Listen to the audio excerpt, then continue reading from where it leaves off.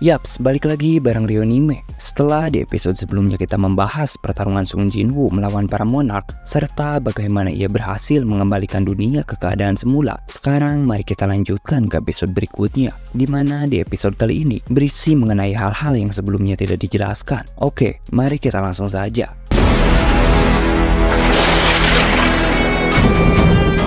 Di dunia yang kini telah damai, tanpa konflik antara ruler dan monark, para hunter yang sebelumnya memiliki berbagai kekuatan luar biasa kembali hidup sebagai manusia normal. Gate yang dulu terus bermunculan dan menghantam dunia manusia kini telah sepenuhnya lenyap. Kehidupan pun berjalan dengan tenang, tanpa ingatan sedikit pun tentang peperangan yang pernah terjadi. Pada episode pertama ini, kita diperlihatkan sosok Wo Jinchul yang sebelumnya menjabat sebagai ketua asosiasi hunter Korea. Kini ia menjalani hidup sebagai seorang agen rahasia yang bertugas untuk menginvestigasi berbagai tindak kejahatan. Namun, di balik kehidupannya yang terlihat normal, Wo Jinchul tampak begitu gelisah. Ia terus merasakan adanya sesuatu yang hilang darinya. Hari demi hari, ia memikirkan apa sebenarnya yang telah ia lupakan. Sayangnya, ia tak pernah mampu mengingatnya. Semakin ia berusaha untuk mengingat, kekosongan di dalam hatinya justru terasa semakin besar. Rekannya yang menyadari kegelisahan Wo Jinchul mencoba untuk menenangkannya. Ia memberikannya cangkir kopi sambil menanyakan kondisi Wo Jinchul. Namun Wo Jinchul berusaha menutupi perasaannya dan mengatakan bahwa dirinya baik-baik saja. Setelah itu, mereka berdua pun segera bergegas kembali ke ruang kerja untuk melanjutkan aktivitas mereka. Ketika mereka memasuki ruangan, Wo Jinchul langsung menanyakan dua orang yang tak dikenal yang terlihat sangat ketakutan. Rekannya yang berada di ruangan tersebut berusaha untuk menjelaskan.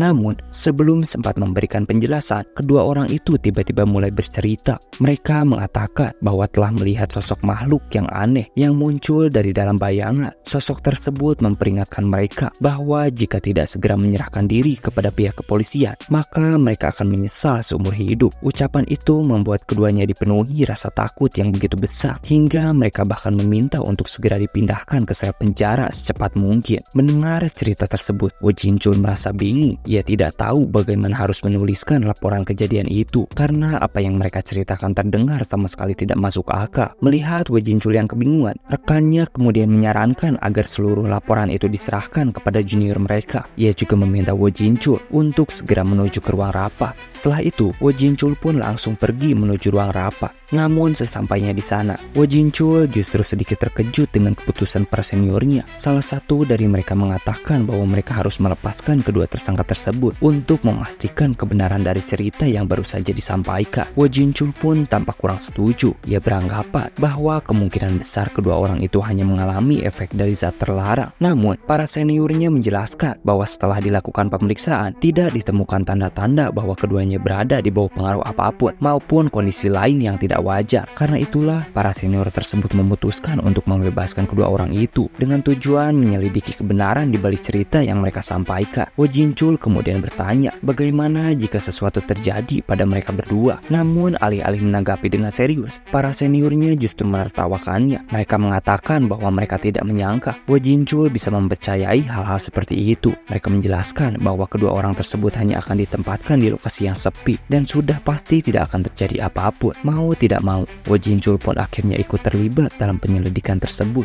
Para penyelidik kemudian membawa kedua tersangka tersebut ke sebuah pabrik tua yang telah lama terbengkalai. Mereka meminta agar kedua orang itu tetap diam. Namun, keduanya terlihat sangat ketakutan dan mengatakan bahwa jika mereka ditinggalkan di tempat itu, maka mereka akan berakhir. Meski begitu, para penyelidik hanya menjelaskan bahwa mereka ingin memastikan kebenaran dari apa yang telah diceritakan oleh kedua orang tersebut. Setelah itu, para penyelidik bersama Wo Jinchul pun berniat untuk menjauh dari lokasi tersebut. Namun sebelum mereka benar-benar pergi, udara di sekitar mereka tiba-tiba terasa semakin dingin. Semua orang yang berada di sana langsung menyadari perubahan itu karena terjadi begitu mendadak. Dan pada saat itulah sebuah bayangan perlahan muncul. Menyadari kehadiran tersebut, Wo Jinchul segera memerintahkan semua orang untuk pergi. Sayangnya, bayangan itu bergerak dengan sangat cepat. Dalam sekejap, bayangan tersebut menyerang semua orang yang berada di lokasi itu. Melihat kejadian tersebut, Wo Jinchul tampak sangat ketakutan. Namun, di saat yang sama, ia merasa seolah pernah melihat bayangan-bayangan itu sebelumnya. Ia juga merasakan bahwa ketika bayangan tersebut menatap ke arahnya, suasana mereka justru terasa lebih tenang.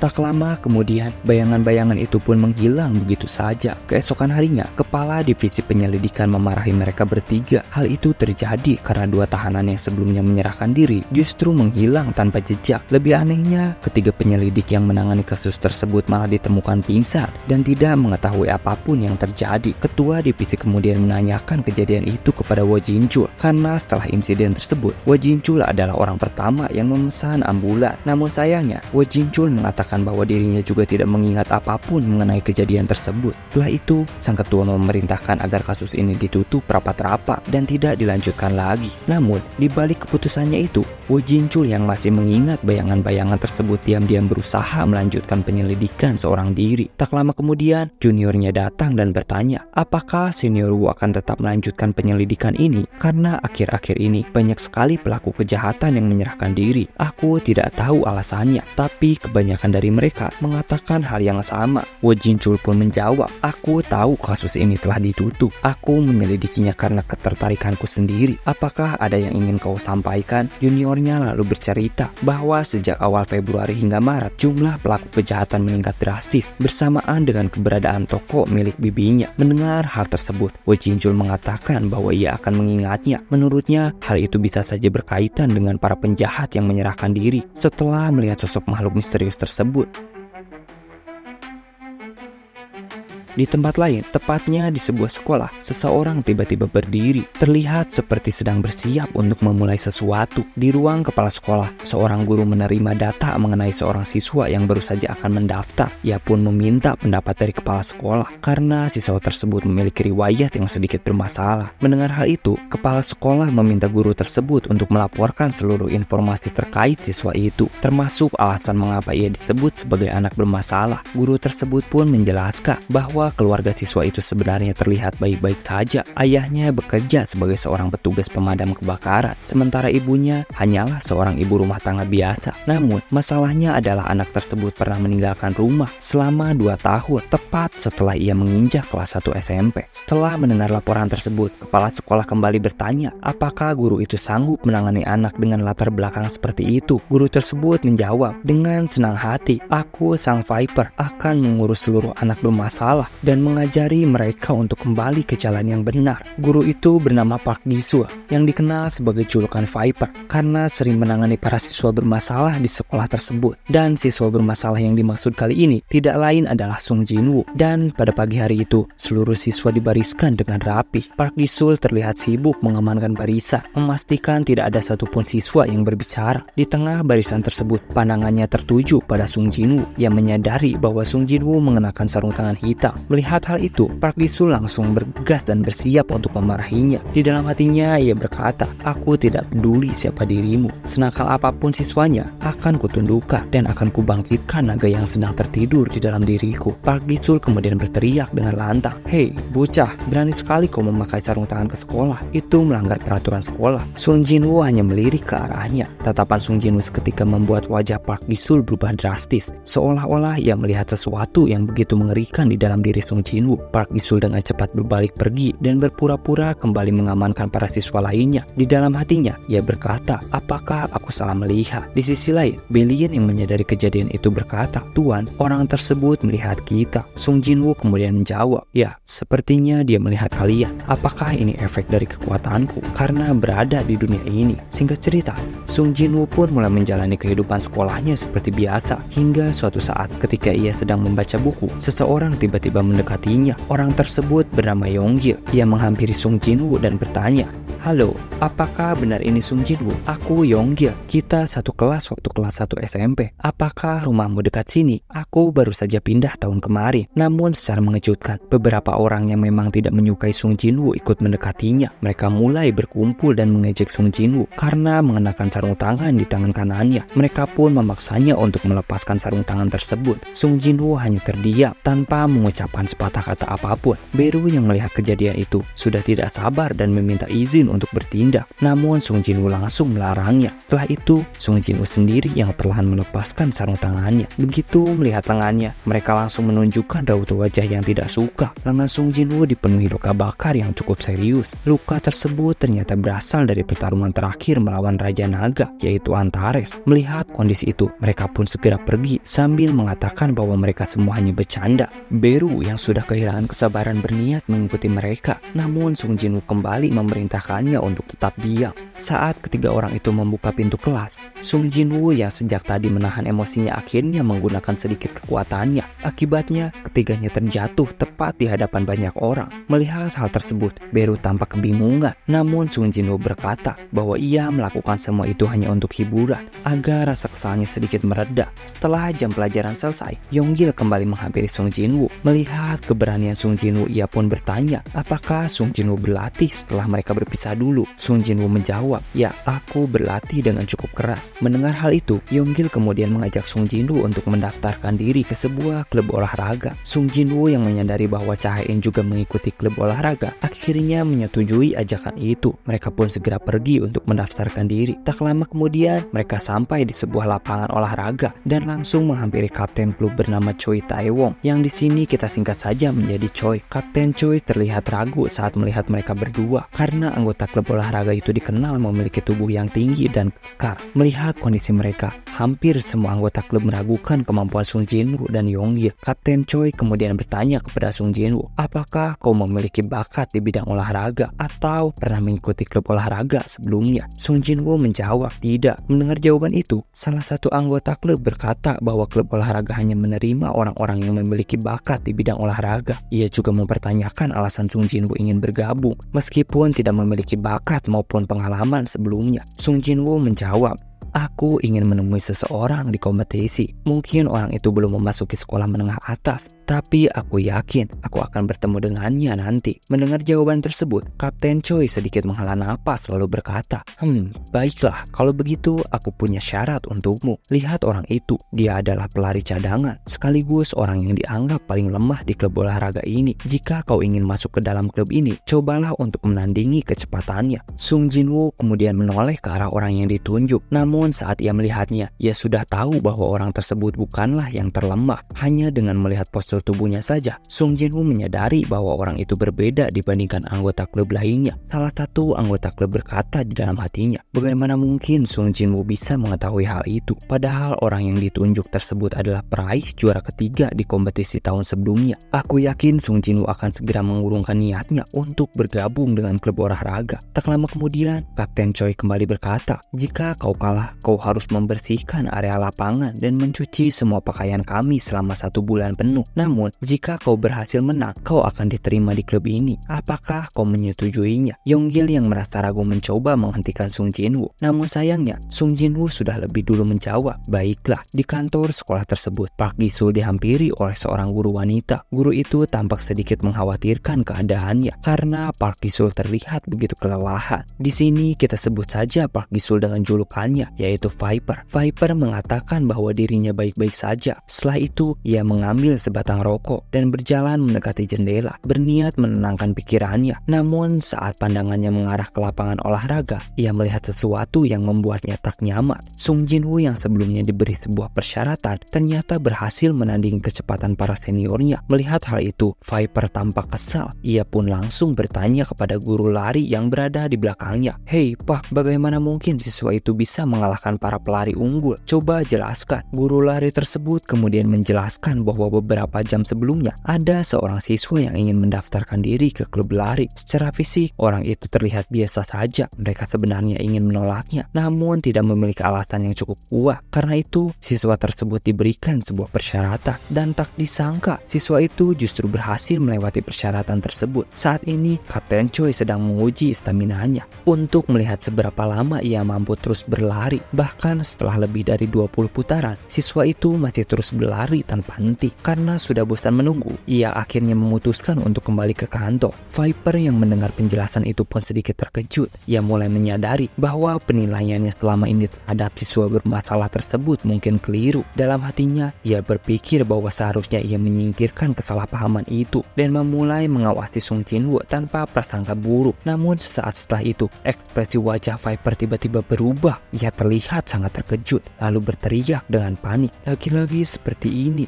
Ini pasti hanya ilusi, ini tidak mungkin. Viper melihat sebuah aura hitam yang terpancar dari tubuh Sung Jin-woo yang sedang berlari di lapangan. Tiba-tiba Beru muncul tepat di hadapannya dan berteriak. Kejadian itu membuat Viper sangat terkejut hingga akhirnya pingsan karena ketakutan. Beru kemudian kembali ke atap sekolah. Haigris yang menyaksikan hal tersebut berkata, "Sudah aku bilang, jangan kau lakukan." Beru menjawab, "Ternyata orang itu benar-benar bisa melihat kita."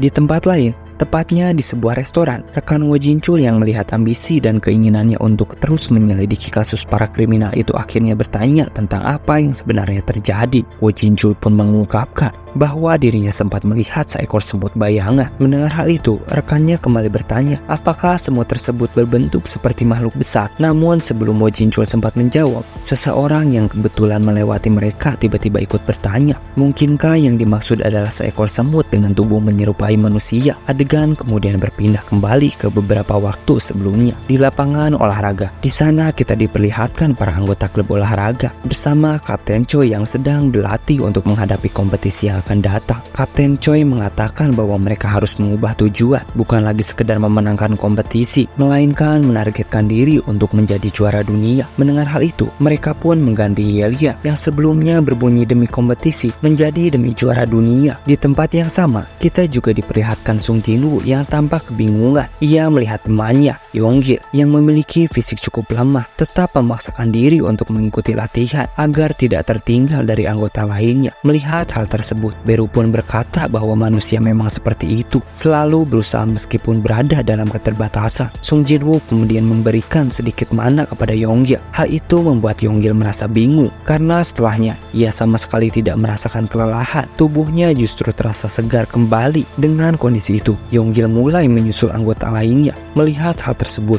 para senior di klub olahraga justru semakin bersemangat. Mereka tidak ingin tertinggal oleh para junior yang baru saja bergabung. Dari balik sebuah jendela, Viper yang menyaksikan kejadian itu merasa ada sesuatu yang terasa janggal. Scan kemudian berpindah kembali ke sebuah restoran. Ternyata orang yang sebelumnya bertanya kepada Wo Jinchul adalah Viper. Ia pun berkata bahwa dirinya minta maaf dan mungkin sedikit pusing, lalu meminta agar tidak dihiraukan karena ia ingin pergi. Namun Wo Jinchul yang menyadari bahwa apa yang dialaminya memiliki kemiripan dengan apa yang dialami Viper, Wo Jinchul berusaha menghentikannya. Wo Jinchul kemudian meminta penjelasan tentang bagaimana Viper bisa melihat seekor semut dengan tubuh menyerupai manusia. Viper pun akhirnya mulai menjelaskan kepada Wo Jinchul mengenai apa yang sebenarnya ia lihat belakangan ini. Singkat cerita, keesokan harinya Viper terus mengawasi setiap pergerakan Sung Jin-woo. Billion yang menyadari hal tersebut sempat meminta izin kepada tuannya untuk menghapus seluruh ingatan Viper. Namun Sung Jin-woo menolaknya dan memilih untuk membiarkan semuanya berjalan apa adanya. Sementara itu, Wo Jinchul yang telah mendengar seluruh penjelasan Viper mengenai kejadian sebelumnya segera bergegas menuju sekolah tempat Sung Jin-woo bersekolah.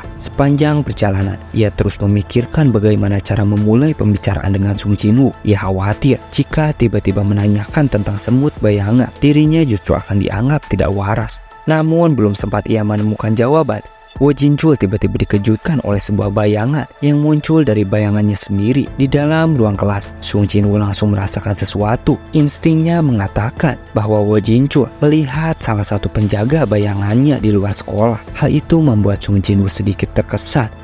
Karena meskipun ingatan Wo Jinchul tentang masa lalu telah ia hapus, insting pria itu tetap sangat tajam, bahkan mampu menyadari keberadaan bayangannya. Tak lama kemudian, Wo Jinchul memasuki sekolah dan meminta izin kepada guru yang sedang mengajar untuk membawa Sung Jin-woo keluar sebentar karena ada hal yang ingin dibicarakan. Hal itu langsung membuat teman-teman sekelas Sung Jin-woo terkejut. Mereka mengira Sung Jin-woo kembali melakukan suatu pelanggaran. Guru tersebut pun mengizinkannya. Sung Jin-woo dan Wo Jinchul lalu berjalan ke sebuah koridor. Di sana Wo Jinchul meminta meminta maaf karena telah mengganggu jam belajarnya. Sung Jinwoo pun menjawab bahwa hal itu tidak masalah. Di dalam hatinya, Sung Jinwoo justru merasa senang karena bisa kembali bertemu dengan Woo Jinchul. Setelah sekian lama sejak dunia diputar kembali, ia belum pernah mengatakan apapun kepada Woo Jinchul yang sebelumnya telah banyak membantunya. Namun perasaan senang itu tetap ia sembunyikan karena Sung Jinwoo tidak ingin terlihat aneh. Woo Jinchul sendiri merasakan sesuatu yang berbeda dari Sung Jinwoo. Auranya terasa begitu familiar. Ia bahkan menyadari bahwa tatapan Sung Jinwoo berbeda dari siswa lainnya. Tanpa banyak bicara, Woo Jinchul langsung memperlihatkan sebuah gambar. Ia lalu bertanya, "Apakah kau pernah melihat semut seperti ini?" Sung Jinwoo pun menjawab, "Iya." Mendengar jawaban itu, Woo Jinchul sangat terkejut.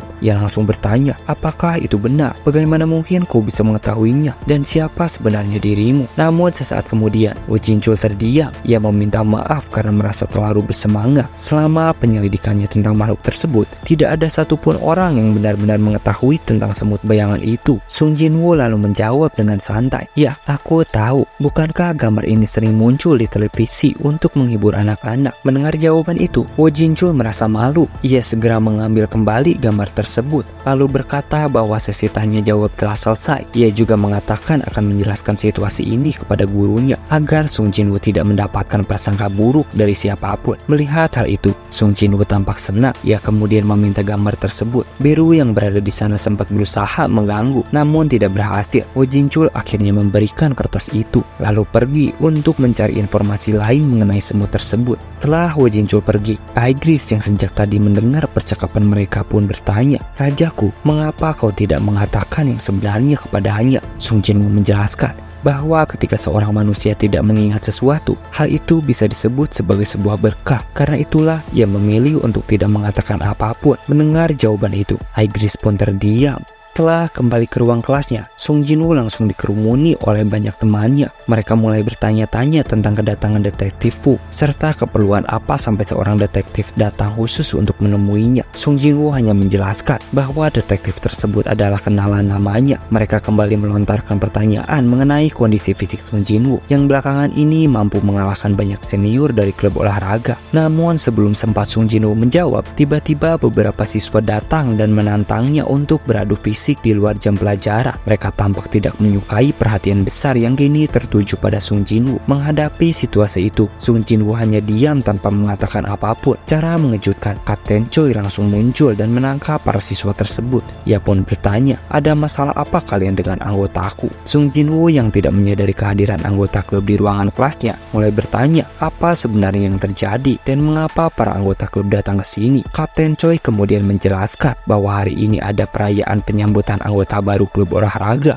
Ia bermaksud mengundang Sung Jinwoo dan Yonggil untuk menghadiri acara penyambutan tersebut. Sung Jinwoo pun menyetujuinya. Setelah menyampaikan undangan itu, Kapten Choi dan para anggota klub pun pergi dan membawa para siswa yang sebelumnya mengganggu Sung Jinwoo. Sung Jinwoo sempat bertanya apa yang akan mereka lakukan terhadap para siswa tersebut. Kapten Choi hanya menjawab bahwa mungkin ia akan mengajak mereka berlari sebentar karena mereka perlu diberi sedikit pelajaran. Singkat cerita, setelah semua jam pelajaran selesai, mereka pun pulang bersama-sama. Di tengah perjalanan, Sung Jinwoo masih terlihat khawatir dan kembali menanyakan kondisi para siswa yang sebelumnya dibawa oleh Kapten Choi. Kapten Choi menjawab bahwa mereka baik-baik saja. Kapten Choi bahkan sempat menawarkan apakah Sung Jinwoo ingin menyerahkan urusan mereka kepada anggota klub olahraga. Namun Sung Jinwoo menolaknya. Tak lama setelah itu, Woo Jinchul kembali menghampiri Sung Jinwoo dan meminta sedikit waktu untuk membahas hal yang sebelumnya belum sempat mereka selesaikan. Kapten Choi pun mengingatkan Sung Jinwoo agar tidak terlalu lama karena mereka akan menunggunya. Sung Jinwoo dan Woo Jinchul kemudian berpindah ke sebuah tempat yang lebih sepi. Di sana, Sung Jinwoo kembali bertanya, "Sekarang apalagi yang ingin kau tanya, Kak?" Namun secara mengejutkan, Woo Jinchul justru meneteskan air mata lalu berkata,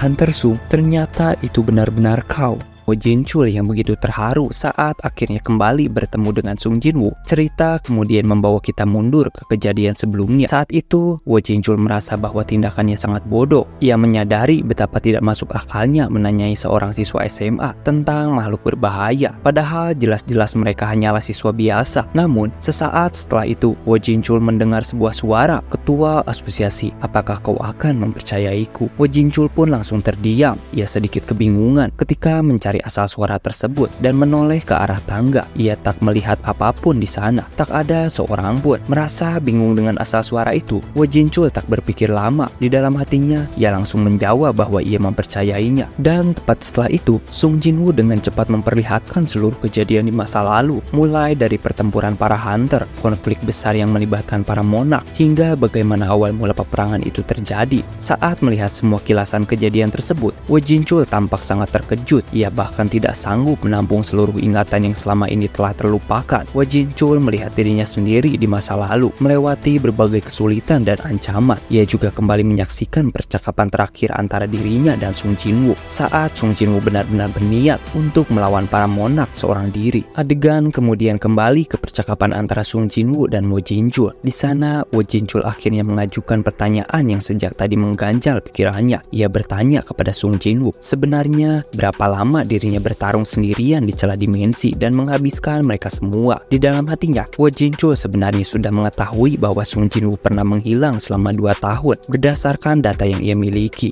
Namun, ia meragukan bahwa semua itu bisa diselesaikan dalam waktu sesingkat itu karena kita semua tahu jumlah pasukan monark mencapai ratusan ribu dan hampir mustahil bagi Sung Jinwoo untuk menyelesaikan semuanya dalam waktu yang begitu cepat. Mendengar pertanyaan itu, Sung Jinwoo pun menjawab dengan singkat, 27 tahun. Mendengar jawaban itu, Wo Jinchul langsung terkejut. Waktu yang dibutuhkan ternyata jauh lebih singkat dari apa yang ia bayangkan. Karena itu, Wo Jinchul kembali bertanya, apakah Sung Jinwoo tidak menyesal telah melakukan semua itu? Sung Jinwoo menjawab bahwa ia tidak menyesal karena itu adalah keputusannya sendiri, dan berapa kali pun ia mengambil sebuah keputusan, ia tidak akan pernah menyesalinya. Wo Jinchul pun kembali bertanya, apakah sekarang Sung Jinwoo menikmati kehidupan barunya? Sung Jinwoo menjelaskan bahwa dirinya sudah merasa puas dengan kehidupan barunya. Namun di sisi lain, kekuatan yang dia miliki kini membuatnya tidak bisa menua, sehingga ia harus terus berganti nama agar tidak diketahui oleh siapapun. Mendengar hal itu, Wo Jinchul kembali terkejut. Ia menyadari bahwa Sung Jinwoo kini memiliki kekuatan yang berada di luar batas manusia biasa. Meskipun begitu, Sung Jinwoo tetap memilih untuk hidup sebagai manusia biasa. Setelah itu, Wo Jinchul menanyakan tujuan Sung Jinwoo selanjutnya. Namun Sung Jinwoo mengaku bahwa untuk saat ini ia belum memikirkan rencana ataupun tujuan apapun. Wo Jinchul yang menyadari banyaknya para penjahat yang menyerahkan diri karena keberadaan bayangan milik Sung Jinwoo kemudian menawarinya untuk bergabung ke dalam kepolisian. Sayangnya, Sung Jinwoo mengatakan bahwa ia akan memikirkannya terlebih dahulu karena ia tahu jika dirinya benar-benar bergabung dengan kepolisian, para polisi tidak akan bekerja sebagaimana mestinya. Sebab hanya dengan keberadaannya saja, Sung Jinwoo sudah bisa dengan mudah menangkap para penjahat yang berkeliaran di luar sana. Wo Jinchul kemudian mengatakan bahwa ia akan menunggu keputusan Sung Jinwoo. Namun Sung Jinwoo menjawab agar Wo Jinchul tidak perlu menunggunya karena keputusan itu mungkin akan memakan banyak waktu. Setelah itu, keduanya pun berpisah. Waktu kemudian berlalu dengan cepat. Kita lalu diperlihatkan seorang penjelajah gurun yang hendak melaporkan sesuatu yang sedang ia lihat. Seorang agen yang bertugas menerima laporan darurat pun bertanya mengenai apa yang sebenarnya terjadi. Namun, orang tersebut tampak ragu untuk menjelaskannya. Agen itu kemudian memintanya untuk menceritakan saja apa yang benar-benar ia lihat, agar tim bantuan darurat dapat mengirimkan bantuan dengan lebih tepat. Orang tersebut masih terlihat ragu untuk mengatakannya. Namun, pada akhirnya, ia pun mulai menjelaskan. Ia berkata bahwa dirinya melihat sebuah retakan di langit. Langit yang sebelumnya tampak normal, tiba-tiba retak begitu saja. Mendengar laporan itu, agen yang bertugas tampak kebingungan dengan apa yang sedang dibicarakan. Karena itu, ia pun meminta lokasi tempat retakan di langit tersebut terjadi. Di tempat lain, pada malam yang begitu tenang, Haigris yang selama ini menghabiskan seluruh waktunya untuk mendedikasikan dirinya dalam mengembangkan pengetahuannya, sedang mendampingi Sung Jinwoo dalam menyelesaikan beberapa soal miliknya. Haigris pun mengatakan bahwa jawaban untuk nomor 24 bukan seperti itu. Namun Sung Jinwoo mengabaikan ucapan Haigris dan hanya terdiam. Melihat respon tersebut, Haigris sedikit kebingungan. Namun ternyata Sung Jinwoo terdiam karena merasakan sesuatu, sebuah aura misterius yang berada di gurun pasir. Tak lama setelah itu, Sung Jinwoo pergi menuju sebuah kafe soft. Di sana, ia bertemu dengan Envoy. Envoy pun menyapanya karena mereka sudah lama tidak bertemu. Sung Jinwoo kemudian langsung bertanya apakah kejadian ini merupakan ulah Envoy dan para ruler. Mendengar itu, Envoy langsung merasa takut dan menjelaskan bahwa ini bukan ulahnya maupun ulah para ruler. Ia mengatakan bahwa pergerakan kali ini terasa berbeda dari sebelumnya. Sung Jinwoo lalu bertanya, jika memang begitu, apakah Envoy mengetahui siapa pasukan yang sedang mendekat itu. Envoy menjelaskan bahwa baru-baru ini ia merasakan adanya sesuatu yang berasal dari dunia lain yang mencoba memasuki dunia Sung Jinwoo, dan kini keberadaan itu sedang berusaha masuk ke dunia manusia karena mereka telah diusir dari dunia asalnya. Sung Jinwoo pun bertanya mengenai alasan mereka ingin datang ke dunia manusia. Envoy menjelaskan bahwa makhluk tersebut adalah pasukan para Titan. Mereka semua diusir dari dunia mereka sendiri karena dikenal sangat kejam. Tujuan mereka memasuki dunia manusia adalah untuk memusnahkan seluruh penghuninya. Mendengar hal itu, Sung Jinwoo mengatakan bahwa mereka jelas bukan sekutunya. Ia juga bertanya mengapa pada waktu sebelumnya saat para ruler menggunakan Cup of Reincarnation, kejadian seperti ini tidak pernah terjadi. Envoy membenarkan hal tersebut. Ia mengatakan bahwa sebelumnya memang belum pernah terjadi kejadian seperti ini. Sung Jinwoo lalu menyimpulkan bahwa sebelumnya mereka memasuki dunia Envoy lalu berpindah ke dunianya. Ia pun memahami bahwa tujuan utama pasukan tersebut sebenarnya adalah dirinya. Envoy kembali menjelaskan bahwa menurut para ruler, pasukan itu datang untuk mengincar sisa-sisa kekuatan besar milik Sung Jinwoo. Karena itu, para ruler telah mengirimkan pasukan mereka untuk menghentikan para Titan. Namun, Sung Jinwoo menyadari bahwa pergerakan para ruler sudah terlambat karena untuk membuka sebuah portal dibutuhkan waktu bertahun-tahun.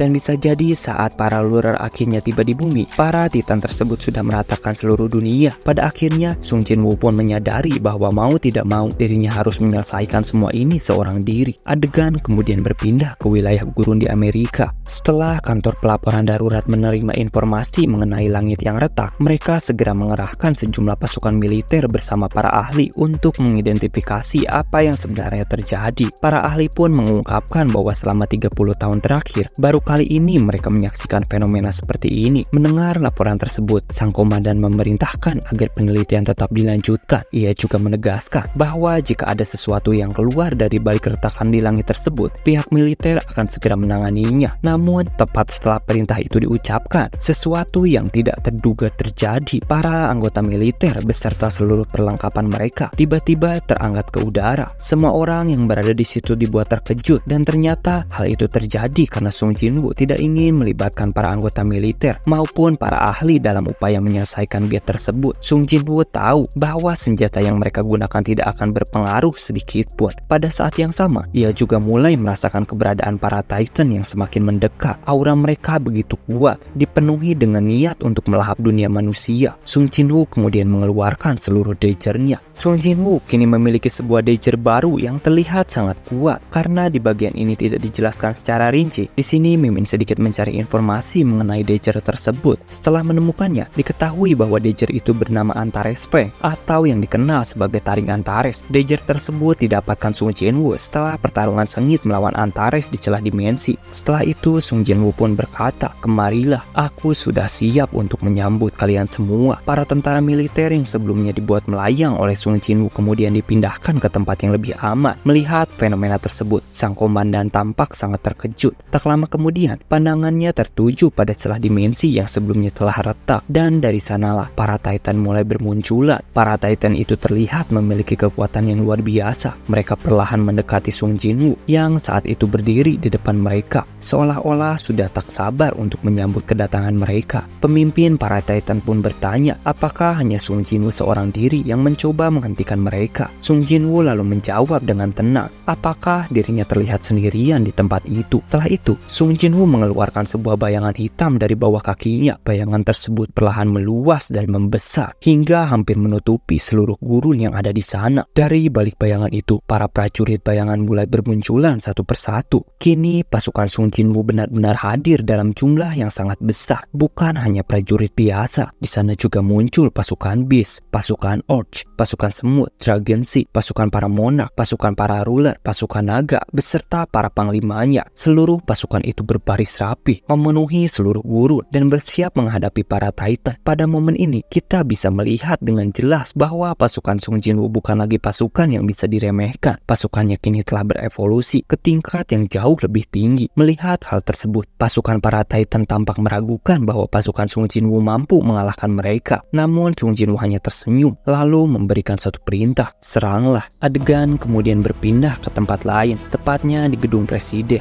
Di sana sang presiden terlihat sangat gelisah. Ia memikirkan bagaimana cara mengatasi retakan yang ada di langit gurun. Ia khawatir pasukannya tidak akan mampu menangani situasi tersebut. terlebih lagi jika kejadian ini sampai diketahui oleh publik. Namun tiba-tiba Kapten Horizon yang sebelumnya berada di lokasi kejadian datang membawa laporan. Ia melaporkan bahwa makhluk-makhluk yang muncul dari retakan yang ada di langit telah diselesaikan dengan sangat cepat. Mendengar hal itu, sang presiden tidak langsung mempercayainya. Ia kembali menanyakan kebenaran laporan tersebut dan meminta bukti yang jelas. Horizon pun mengajaknya untuk melihat langsung apa yang sebenarnya terjadi. Setibanya di ruang rapat, Horizon memperlihatkan sebuah rekaman video yang menunjukkan bagaimana pertempuran itu berlangsung. Bahkan Horizon sendiri tampak tidak percaya dengan apa yang ia saksikan. Para pejabat yang turut menonton pun terlihat semakin terkejut. Mereka saling bertanya-tanya makhluk apa yang sedang mereka lihat dan siapa pemuda yang berdiri di tengah kekacauan tersebut. Sang presiden pun akhirnya bertanya, siapa sebenarnya pemuda itu? Ia juga mempertanyakan mengapa pihak militer hanya diam dan menyaksikan kejadian tersebut, serta mengapa justru seorang pemuda yang terlihat seperti warga biasa harus melawan sendirian. Ia bahkan mempertanyakan apakah pihak militer tidak merasa malu melihat seorang warga sipil berusaha menghadapi makhluk-makhluk itu sendirian. Menanggapi hal tersebut, Horizon pun memberikan penjelasan. Ia mengatakan bahwa sebenarnya mereka juga ingin mengetahui siapa pemuda itu. Menurutnya, pasukan militer mereka memang tidak akan mampu menghadapi situasi tersebut. Sebelumnya, mereka berada di lokasi yang sangat berbahaya. Namun tiba-tiba pemuda itu memindahkan mereka ke tempat yang lebih aman. Dari situlah Horizon mengambil kesimpulan bahwa keberadaan pasukan militer justru hanya akan mengganggu pertarungannya. Karena itu, mereka tidak memiliki pilihan lain selain menyaksikan pertempuran yang sangat dahsyat tersebut dari kejauhan. Adegan kemudian berpindah kembali ke pertempuran yang sebelumnya disaksikan oleh Horizon. Di sana, Tusk mulai melantunkan sebuah mantra, lalu melepaskan serangan api yang sangat dahsyat ke arah para Titan. Meskipun tubuh para Titan terlihat kokoh dan keras seperti batu, serangan Tusk berhasil membelah pasukan mereka menjadi dua bagian. Setelah itu, para prajurit bayangan pun langsung bergerak dan mulai menyerangnya. Hal yang sama juga dilakukan oleh Sung Jinwoo. Para semut bayangan menghentikan pergerakan para Titan, sementara Sung Jinwoo menebas mereka satu persatu. Di momen ini, Mimin cukup terkejut. Gerakan Sung Jinwoo terlihat begitu bebas. Ia seperti menari di tengah pertempuran, menggunakan seluruh senjatanya dengan sangat efektif. Setelah beberapa Titan berhasil dikalahkan, Sung Jinwoo mengeluarkan banyak pedang sekaligus dan melancarkan serangan besar ke arah mereka. Sebagian Titan yang terkena serangan tersebut langsung berhasil dikalahkan. Sung Jinwoo kemudian mengarahkan serangan pedangnya ke pemimpin para Titan. Namun sayangnya, serangan itu berhasil ditahan. Pemimpin para Titan lalu berkata, apakah Sung Jinwoo benar-benar mengira serangan seperti itu cukup untuk mengalahkannya? Dengan cepat, Sung Jinwoo melompat dan mengumpulkan sejumlah energi di lengannya. Dan disinilah kita kembali diperlihatkan kekuatan baru Sung Jinwoo. Tangan Sung Jinwoo seketika berubah menjadi tangan bayangan berbentuk naga raksasa. Ia pun menghantam pemimpin para Titan dengan serangan yang sangat dahsyat. Kali ini serangan tersebut berhasil mengenainya.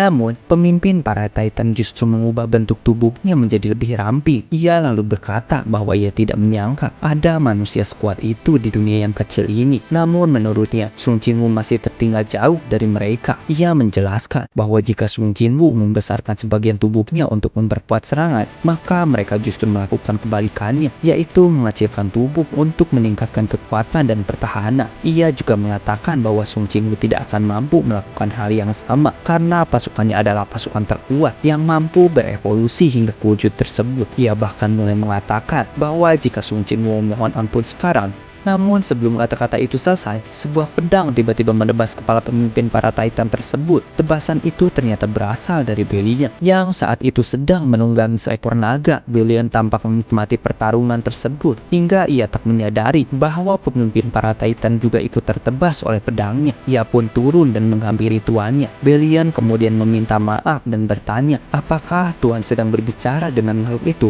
Sung Jinwoo menjawab, tidak. Menurut Sung Jinwoo, mereka hanyalah makhluk yang cukup angkuh dan sebaiknya diperlakukan dengan cara yang lebih khusus. Dengan pedang besarnya, Belian pun mengubah bentuk senjatanya dan langsung meribas para Titan yang berada di sekitarnya. Sambil menyerang ia berkata, serahkan semuanya padaku tuan.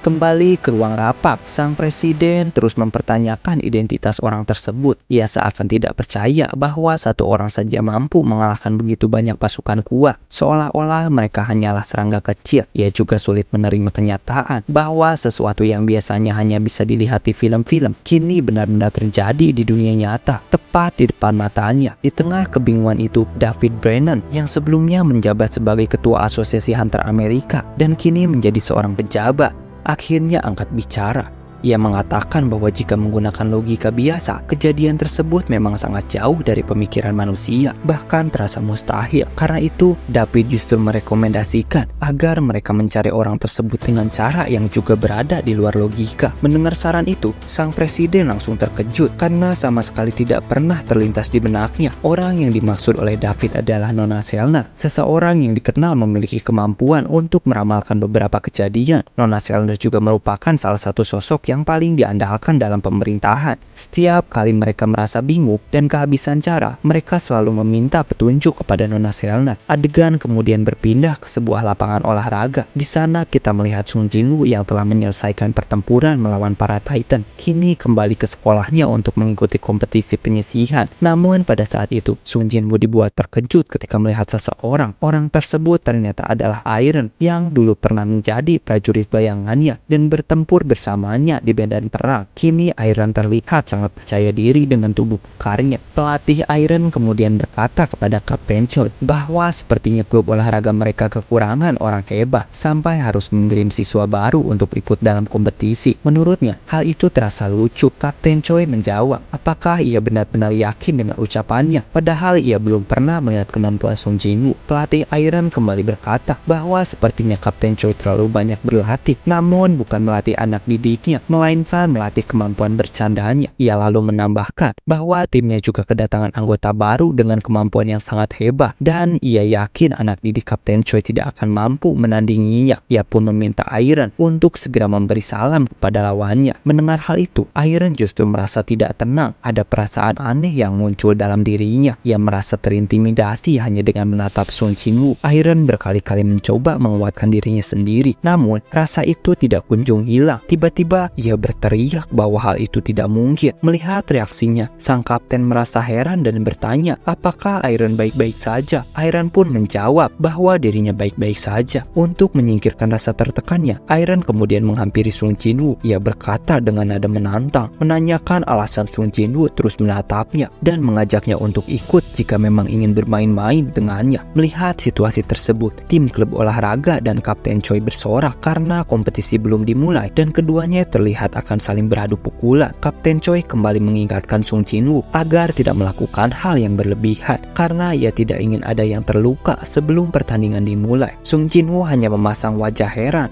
dan mengatakan agar Kapten Choi tidak mengkhawatirkan hal tersebut karena tidak akan terjadi apa-apa. Beberapa anggota klub bahkan berujar agar memastikan Iron bisa kembali berjalan sendiri. Setelah itu, Sung Jinwoo dan Iron berpindah ke tempat yang lebih sepi. Di sana, Iron bertanya dengan emosi, "Apa maksudmu menatapku seperti itu?" Di sisi lain, para Shadow yang dulu pernah bertempur bersama Iron tampak sangat senang. Mereka menyambutnya dengan gembira, mengatakan bahwa akhirnya Iron kembali dan betapa mereka merindukannya. Belian yang melihat sikap Iron terhadap tuannya berkata bahwa jika diizinkan, ia ingin mengajarinya agar tidak lagi bersikap seperti itu. Namun secara tiba-tiba, Iron justru menangis. Ia kebingungan dengan apa yang sedang terjadi pada dirinya. Ia lalu melepaskan Sung Jinwoo, lalu berlutut di hadapannya. Dengan suara gemetar, ia bertanya mengapa dirinya menjadi seperti ini. Melihat hal itu, Sung Jinwoo berniat untuk pergi. Di dalam hatinya, ia berkata bahwa Iron sekarang bukan lagi seorang Shadow, melainkan seorang manusia, dan sepertinya mereka tidak perlu berinteraksi lebih jauh.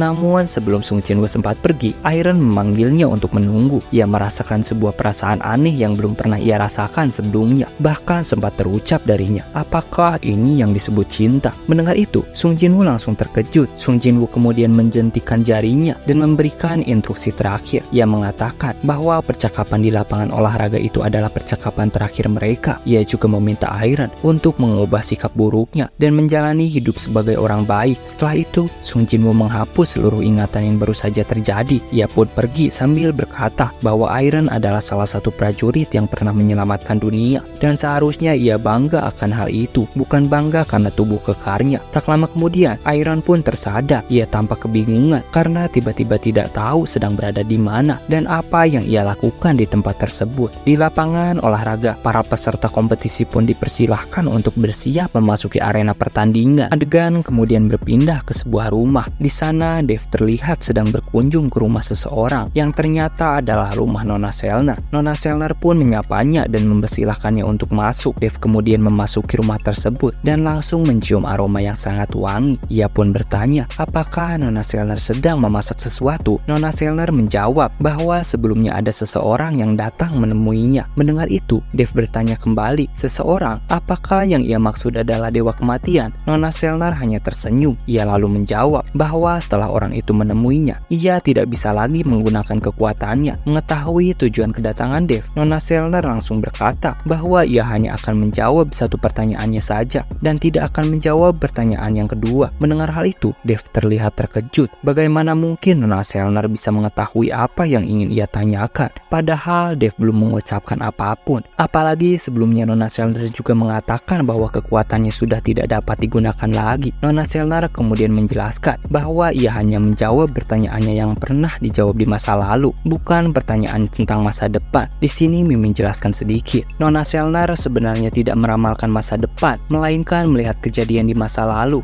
Masa ketika dunia masih dipenuhi peperangan antara para hunter dan makhluk-makhluk yang muncul dari celah dimensi. Karena itulah Nona Selner mengetahui apa yang ingin ditanyakan Dave. Karena di masa lalu, Dave juga pernah mengajukan pertanyaan yang sama kepadanya. Setelah itu, Nona Selner pun menjelaskan bahwa dirinya sebenarnya mengetahui identitas orang yang mengatasi para Titan. Ia bahkan mengetahui seberapa besar kekuatan yang dimiliki orang tersebut. Namun sayangnya, Nona Selner menegaskan bahwa ia tidak akan mengatakan apapun mengenai orang itu. Mendengar hal tersebut, Dave terlihat kesal. Ia juga berkata bahwa Nona Selner harusnya juga tahu apa yang dilakukan orang itu sangat sulit untuk diterima secara logika. Mereka membutuhkan identitasnya untuk menyelidikinya lebih lanjut. Namun Nona Selner justru bertanya balik, bukankah kau sendiri telah melihat kekuatannya? Jika identitas orang itu diketahui oleh banyak pihak, akan muncul banyak dugaan dan kecurigaan yang bisa mengganggu ketenangannya. Nona Selner juga mengatakan bahwa ia tidak tahu ketika saat itu tiba, apakah orang tersebut akan menjadi rekan atau justru lawan mereka. Karena itulah ia tidak akan memberitahukan identitasnya kepada siapapun. Dave pun berkata bahwa dirinya benar-benar dibuat takjub. Satu orang melawan ribuan makhluk mengerikan seorang diri, tanpa rasa takut, tanpa mundur sedikit pun, dan berhasil menaklukkan semuanya. Mendengar itu, Nona Selner berkata, apakah Dave akan percaya jika ia mengatakan bahwa orang itu tidak hanya melakukannya satu kali, melainkan ratusan kali di masa lalu? Mendengar penjelasan tersebut, Dave benar-benar terkejut. Setelah percakapan itu, Dave pun berniat untuk pergi. Namun sebelum pergi, ia kembali bertanya, apakah Nona Selner benar-benar yakin bahwa orang itu tidak akan menjadi ancaman? Nona Selner menjawab bahwa ia bisa menjaminnya. Ia kemudian menawarkan Dave sebuah kue. Namun Dave menolaknya dan mengatakan bahwa dirinya sudah kenyang. Dave pun pergi. Tak lama setelah Dave pergi, seseorang tiba-tiba muncul dari balik pintu. Orang itu berkata bahwa ia tidak menyukai pria tadi dan bertanya apakah Nona Selner ingin memberinya pelajaran. Nona Selner langsung menolak dan berkata bahwa hal itu tidak perlu. Ia mengingatkan, bukankah jika kau membuat masalah lagi, ia bisa didiskualifikasi sebagai petarung? Disinilah kita tahu orang itu adalah Thomas Andre yang sebelumnya merupakan hunter nasional Amerika. Thomas kemudian menjelaskan bahwa jika bukan karena bantuan Nona Selner, mungkin ia tidak akan selamat dari kecelakaan yang baru saja ia alami. Ia pun bertanya, mengapa Nona Selner menyelamatkannya? Nona Selner menjawab bahwa di kehidupan sebelumnya, Thomas telah melakukan banyak kebaikan. Karena itulah ia memilih untuk membantunya. Mendengar hal tersebut, Thomas terlihat kebingungan karena di kehidupan yang sekarang, ia dikenal sebagai petarung yang bahkan tidak ragu mengalahkan banyak musuhnya. Thomas selalu bertanya, sebenarnya apa yang telah dilakukan orang yang ada di dalam video itu?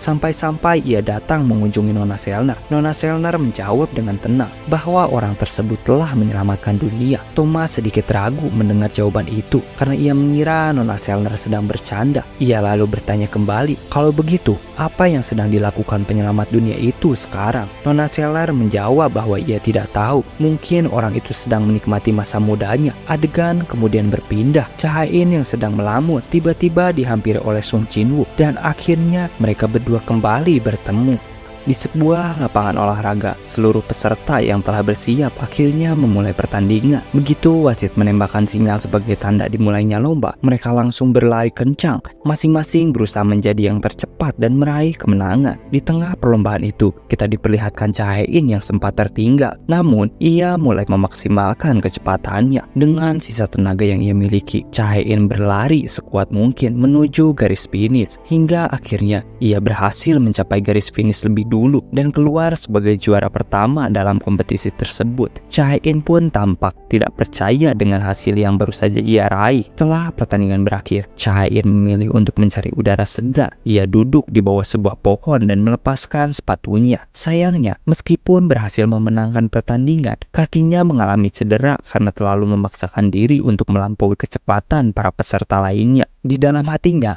keraguan mulai muncul. Walaupun ia berhasil melewati babak penyisihan pertama, Cha-in merasa ragu apakah ia masih bisa mengikuti pertandingan di babak selanjutnya. Dengan kondisi kakinya yang bermasalah, ia sempat merasa putus asa, namun tetap mengatakan pada dirinya sendiri bahwa ia akan terus mencoba untuk maju. Meskipun keadaannya sedang tidak menguntungkan, tiba-tiba Sung Jin-woo datang menghampirinya dan bertanya apakah ia akan tetap mengikuti pertandingan meskipun kakinya sedang tidak dalam kondisi baik. Cha-in kemudian menoleh ke arahnya. Di dalam hatinya, ia bertanya-tanya, siapakah pria ini dan apakah ia juga seorang pelari? Sung Jin-woo lalu mengatakan bahwa ia pernah melihat seseorang yang ia kenal di masa lalu. Saat orang itu mengalami cedera seperti ini, namun tetap memaksakan diri untuk bertanding. Cedera tersebut justru semakin parah. Pada akhirnya, orang itu harus menjalani pemulihan selama bertahun-tahun. Dan meskipun begitu, ia tidak pernah bisa berlari dengan sempurna lagi. Cha-in hanya menatap kosong. Tanpa disadari, ia mencium aroma wangi dari Sung Jin-woo. Ia kemudian mengucapkan terima kasih karena pria itu telah memperhatikannya. Walaupun kakinya masih terasa sangat sakit, Sung Jin-woo lalu meletakkan lengannya di dekat kaki Cha-in, mencoba membantunya untuk pulih. Awalnya, Cha-in merasa ragu dan enggan, namun perlahan rasa sakit di kakinya mulai mereda, hingga akhirnya luka tersebut benar-benar pulih dan kembali seperti semula. Setelah itu, Sung Jin-woo berkata,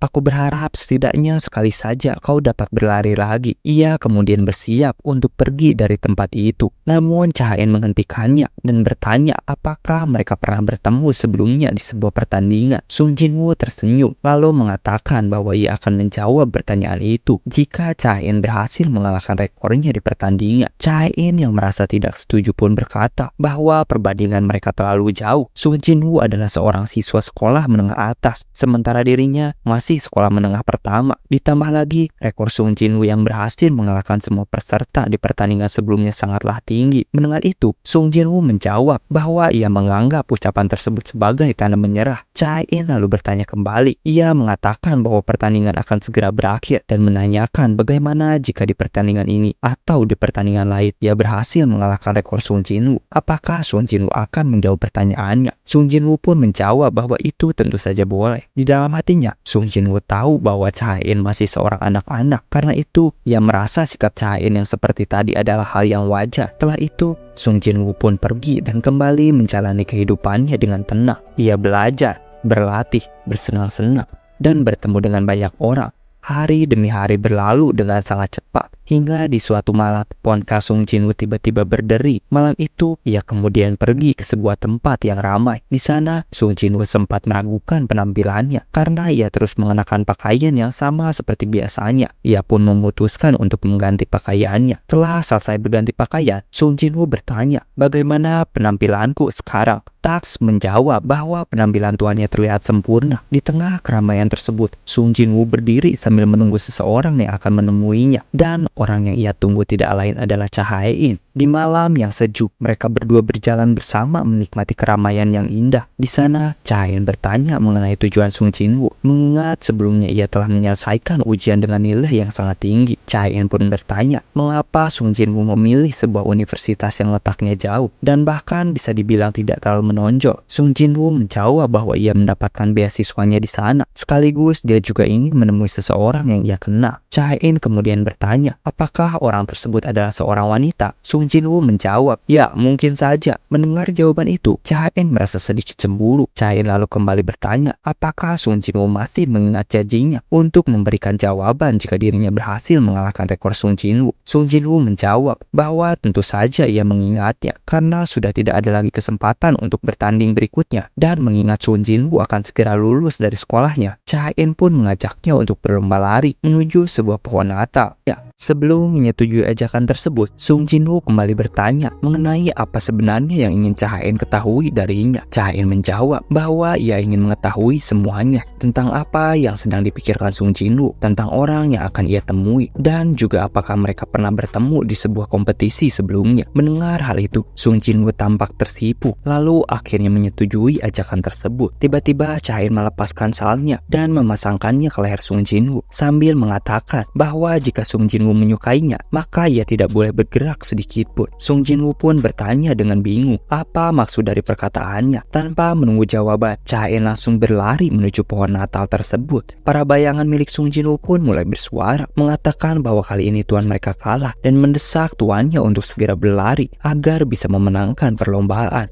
Namun Sung Jin-woo justru terlihat enggan melangkahkan kakinya. Ia malah teringat kembali semua kenangannya bersama Cha Hae-in tentang bagaimana mereka pertama kali bertemu, tertawa bersama, hingga menikmati berbagai hal indah yang pernah mereka lalui. Sementara itu, Cha Hae-in yang berlari lebih dulu akhirnya berhasil menyentuh pohon Natal tersebut. Ia lalu berkata bahwa ini berarti dirinya menang. Sung Jin-woo hanya tersenyum mendengar itu. Ia kemudian memerintahkan seluruh bayangannya untuk menutup mata. Perlahan, Sung Jin-woo melangkah mendekati Cha Hae-in. Cha Hae-in yang menyadari hal itu tampak begitu malu, lalu menutup matanya. Di bawah salju yang turun dengan tenang, Sung Jin-woo tiba-tiba memeluknya. Adegan kemudian berpindah ke sebuah celah dimensi tempat para bayangan milik Sung Jin-woo berada. Di sana, kita diperlihatkan kastil milik Sung Jin-woo yang sebelumnya terlihat kecil, kini telah berubah menjadi sangat megah. Bangunannya bertambah banyak, terlihat kokoh dan memancarkan aura para bayangan. Lalu kita diperlihatkan para bayangan orc dan naga milik Sung Jin-woo yang menyapa Tas, yang kini telah menjadi seorang jenderal. Tas pun berkata bahwa sebenarnya ia ingin menyapa mereka dengan ucapan selamat pagi, namun ia merasa bingung karena di dunia ini tidak ada pagi maupun malam. Tak lama setelah itu, Beru yang kini menjabat sebagai seorang komandan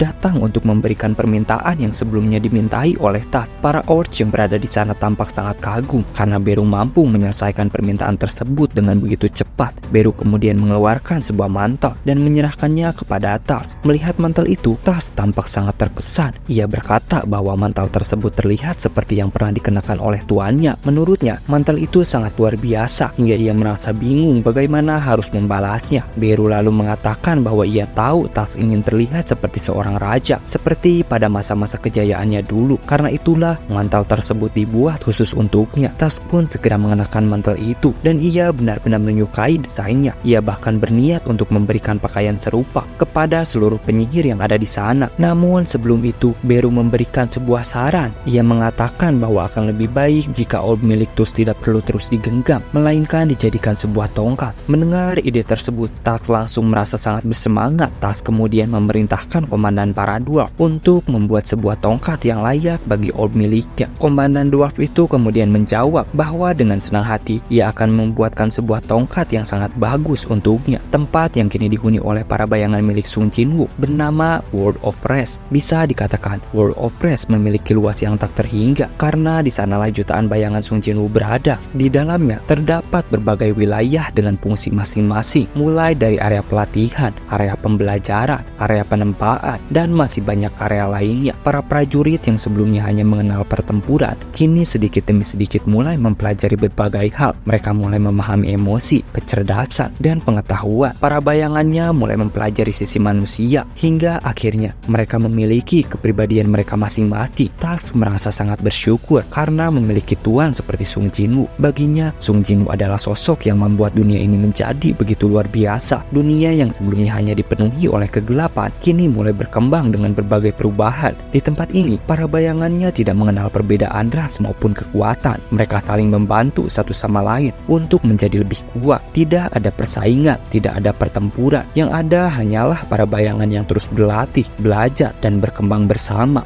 Setelah itu kita diperlihatkan kembali hasil karya luar biasa dari para dwarf yang telah membuat Kantax, sebuah tongkat khusus untuk orb miliknya. Tas terlihat sangat gembira karena bentuk tongkat tersebut tampak begitu mengesankan. Para orcs yang berada di sana pun mengatakan bahwa Tas sekarang terlihat sangat keren. Mendengar itu, sang dwarf menjawab bahwa hal tersebut bukan apa-apa. Menurutnya, yang jauh lebih mengesankan adalah mantel yang dibuat oleh Tuan Beru. Namun sesaat setelah itu, para Titan tiba-tiba datang menghampiri mereka. Tax pun merasa bingung dan bertanya apa yang sedang mereka lakukan. Para Titan kemudian menjawab bahwa mereka datang atas perintah Tuan Belian. Tax semakin bertambah sangat senang karena ternyata para Titan yang baru saja menjadi bayangan, sebagian di antaranya memiliki kemampuan dalam sihir. Mereka pun diberi kelas penyihir dan diperintahkan untuk menemui Tax. Tax selalu berkata bahwa hal itu benar-benar luar biasa. Ia berniat menceritakan seluruh perjuangannya sejak pertama kali bertemu dengan tuannya hingga sampai di titik ini agar para Titan bisa belajar dari pengalamannya. Namun tiba-tiba seseorang datang dan bertanya mengapa mereka semua bermalas-malasan. Mendengar itu, Tas langsung marah dan membalas dengan nada tinggi, menanyakan keberanian orang tersebut berbicara seperti itu, terlebih saat dirinya mengenakan mantel keagungan yang sama seperti milik tuannya dulu. Ia pun berkata,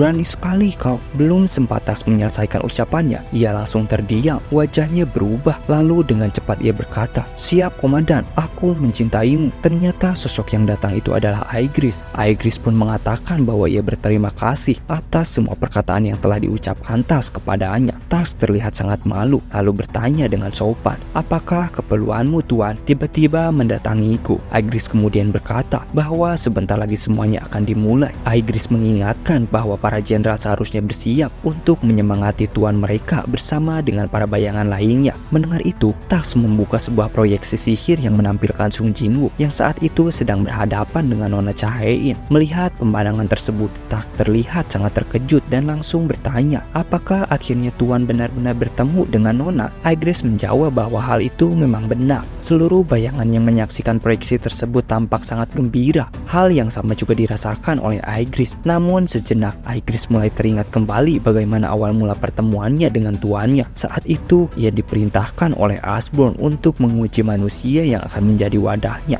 Aigris dapat merasakan bahwa perintah tersebut adalah perintah terakhir yang ia terima. Dalam pikirannya, Aigris mengira bahwa itu akan menjadi pertemuan terakhir mereka. Setelah tuannya benar-benar memaafkan ruler dan mulai menunjukkan ketertarikannya kepada manusia, Aigris kemudian menceritakan bahwa perintah dari tuannya adalah sesuatu yang mutlak. Ia tidak akan mempertanyakan ataupun meragukan keputusan tersebut. Itunya satu-satunya hal yang bisa ia lakukan sebagai prajurit. Di dalam sebuah ruangan yang diciptakan oleh arsitek atas perintah Asborn, Aigris berdiri seorang diri menunggu kedatangan seseorang yang akan diuji. Ia tahu bahwa para manusia menyebut tempat itu sebagai dungeon. Di sana, Aigris menjelaskan bahwa sebagian kekuatannya telah disegel oleh tuannya dan wujudnya pun dikembalikan seperti saat dirinya belum menjadi prajurit dari penguasa bayangan. Ia sama sekali tidak menyangka bahwa ruangan tersebut mampu membuatnya kembali merasakan sensasi yang dulu pernah ia rasakan saat pertama kali bertemu dengan tuannya. Ia juga tidak menyangka bahwa sang arsitek mampu menciptakan tempat seperti itu dengan begitu sempurna. Aigris kemudian berjalan menuju sebuah singgasana sambil memikirkan bahwa tugas ini bertujuan untuk menguji kemampuan manusia tersebut. Ia mulai merasakan bahwa orang itu sudah berada di balik pintu dan akan segera membukanya. Dengan penuh wibawa, Aigris duduk di singgasana dan berkata, "Kemarilah, aku telah menunggumu." Namun sesaat setelah itu, Aigris tiba-tiba menyadari bahwa sikapnya barusan terasa terlalu angkuh dan kurang pantas. Ia teringat bahwa manusia yang akan menyaksikannya memiliki kesadaran milik Asborn. Menyadari hal itu, Aigris terlihat panik dan segera mencoba mencari tempat untuk bersembunyi. Sung Jinwoo kemudian membuka pintu tersebut. Obor-obor yang ada di dalam ruangan langsung menyala satu persatu, menerangi area itu. Aigris yang bersembunyi di balik sebuah pilar berkata dalam hatinya, "Apakah manusia ini yang akan aku uji? Walaupun tugas ini mungkin menjadi tugas terakhirnya, bukan berarti ia akan menahan kekuatannya. Aigris pun bersiap untuk mengerahkan seluruh kemampuannya. Tak lama kemudian, Aigris menampakkan dirinya. Di dalam hatinya, ia berkata bahwa ia akan menggunakan kekuatan penuhnya untuk mengalahkan manusia itu. Baginya, saat ini adalah momen yang telah ditunggu-tunggu, dan jika manusia ini benar-benar orang yang dipilih oleh tuannya, maka setidaknya ia harus mampu untuk bertahan. Pertarungan pun dimulai. Aigris melesat dan terus melancarkan serangan tanpa henti. Namun, seiring berjalannya waktu, Aigris mulai merasa kecewa dengan kemampuan Sung Jinwoo. Menurutnya, Sung Jinwoo masih terlalu lemah dan sama sekali tidak mampu memberikan perlawanan. Ia hanya bisa terus menghindar dari setiap serangan yang ia lancarkan. Sung Jinwoo yang menyadari bahwa belati miliknya tidak mampu menjangkau Aigris, ia kemudian menyimpan senjatanya dan bersiap bertarung tanpa senjata. Melihat hal tersebut, Aigris mulai menunjukkan ketertarikan. Bagi seorang manusia, keberanian untuk bertarung dengan tangan kosong melawan dirinya adalah sesuatu yang tidak biasa. Aigris juga mengakui bahwa ia menyukai tatapan Sung Jinwoo yang begitu serius. Namun sayangnya, ia berpikir bahwa Sung Jinwoo tidak akan mampu menampung kekuatan tuannya. Meski begitu, Aigris tetap mengakui semangat juangnya. Walaupun tubuhnya terlihat rapuh sebagai manusia, Sung Jinwoo memiliki keberanian untuk menantangnya bertarung dengan tangan kosong.